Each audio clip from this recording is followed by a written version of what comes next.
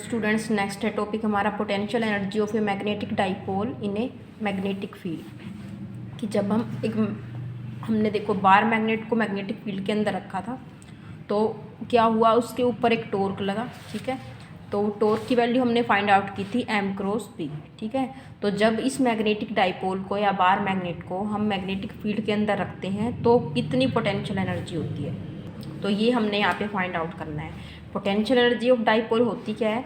Potential energy क्या होती है? Energy possessed by the dipole due to its particular position.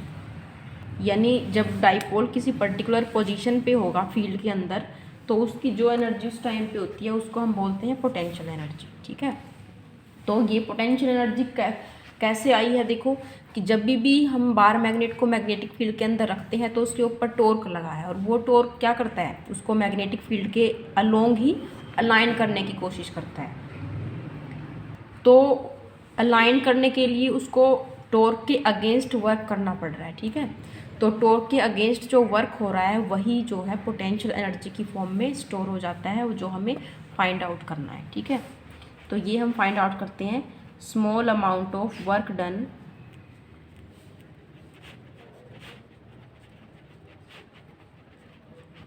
in rotating the dipole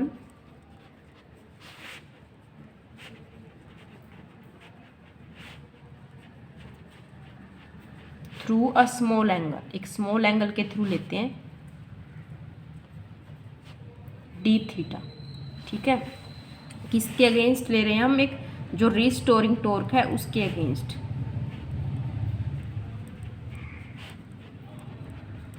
ठीक है, तो वो कितना वर्क डन होगा?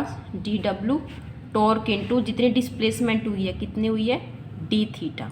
ठीक है, तो टॉर्क की वैल्यू हमने फाइंड आउट की थी M B sine theta into D theta. ये हमने पिछले टॉपिक में किया था टॉर्क की वैल्यू। ठीक है, तो टोटल वर्क डन कितना होगा? Total work done in rotating the dipole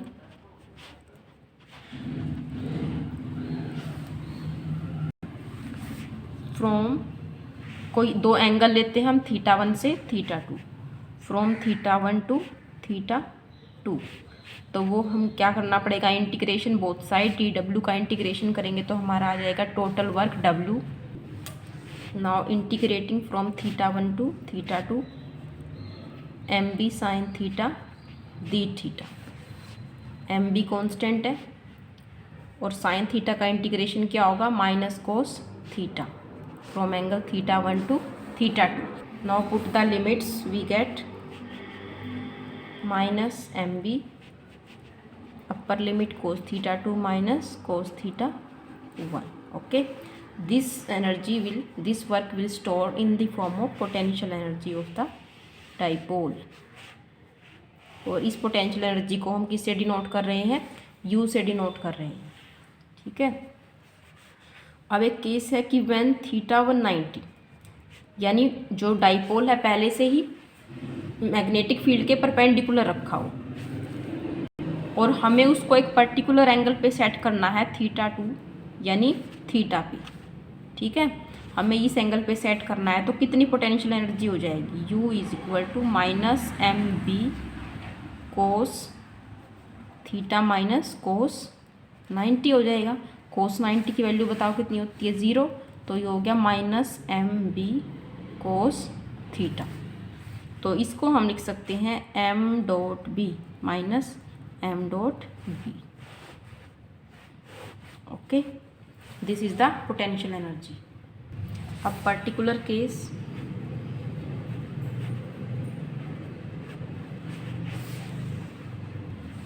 case 1 में देखते हैं when theta equal to 90 degree. इसका मीनिंग ये है कि जब डाइपोल पहले से ही कहाँ रखा हुआ था?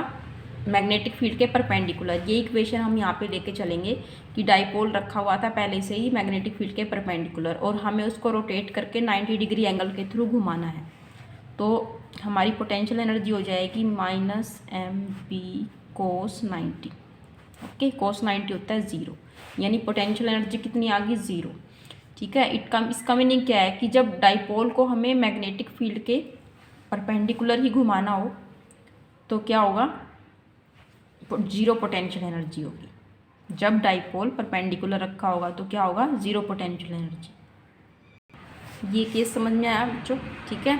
यानी कि जब भी डाइपोल एक पर्टिकुलर पोजीशन पे रखा है तो उसको हम 90 डिग्री से अगर रोटेट करेंगे, 90 डिग्री से रोटेट करने के बाद पोटेंशियल एनर्जी कितनी आई है, zero.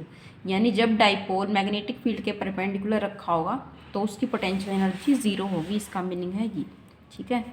When dipole is perpendicular to magnetic field its potential energy is zero, ठीक है। ये बात आपको याद रखनी है। सेकंड केस क्या है, when theta is zero. Theta zero means जब डाइपोल मैग्नेटिक फील्ड के अलोंग रखा हो तो उस टाइम पे पोटेंशियल एनर्जी हमारी हो जाएगी -mb cos zero. cos zero की वैल्यू 1 होती है तो ये आ गई -mb। It is the minimum value of torque.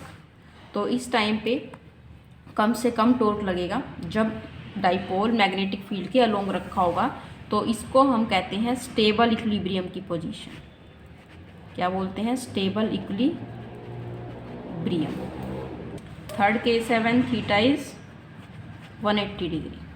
जब थीटा 180 होगा तो पोटेंशियल एनर्जी हो जाएगी -mb cos 180 degree. Okay, cos 180 क्या होता है, -1। तो पोटेंशियल एनर्जी आ गई हमारी मैक्सिमम। तो मैक्सिमम पोटेंशियल एनर्जी कब होती है, जब डाइपोल एंटी पैरेलल रखा हो, किसके, मैग्नेटिक फील्ड के, ठीक है।